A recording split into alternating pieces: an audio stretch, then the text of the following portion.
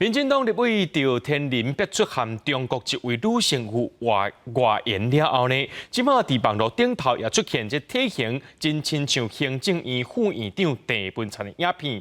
这影片内面的查甫人是含一个女性去饭店的房间内面。